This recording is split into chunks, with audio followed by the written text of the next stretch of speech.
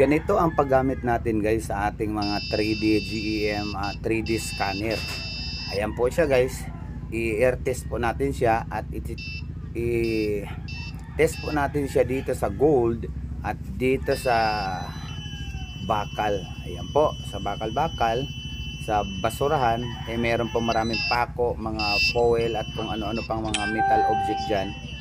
Tutunog talaga siya. At dito naman sa kinakalawang na bakal, ayan po, tutunog din po siya sa air test. Tapos dito guys, ito mapapansin natin, dito sa ginto na may halong mga minerals, meron diyang mga semi-precious gemstone na nasa ilalim yan. Tapos merong alahas na pure. At titest natin siya kung gaano siya ka-accurate sa fresh gold at sa fresh metal. Ayan po, sa foil, sa maliliit na manipis na foil, hindi po siya tutunog. Pero dito sa ginto guys, tutunog po siya kahit na itaas natin yung baston. So ibig sabihin, kahit na ilalayo siya, tutunog pa rin siya.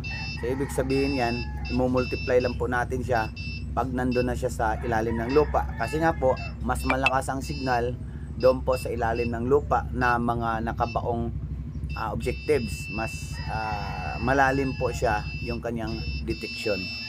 Ayan po, ito po yung sound mode ng ating 3D GEM ground eye na scanner, baston type. So meron po itong 3D with monitor laptop. Tapos ito guys, air test lang natin. Pwede natin gamitin itong metal detector kasi nga may nagsabi sa ating ka-TH na didetect po ng decoy yan. Yung iba, magdidetect yan ng bakal. Ano kayang gusto nila? Anong gusto nila na detector? Hindi magdidetect ng bakal at hindi rin magdidetect ng decoy.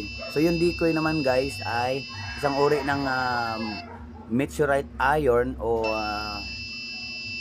magnetized iron na ibinabaon ng hapon para po ma-decoy tayo, ma-decoy yung mga metal detector at long range locator. Kaya po tinatawag na decoy para po hindi matumbok yung item.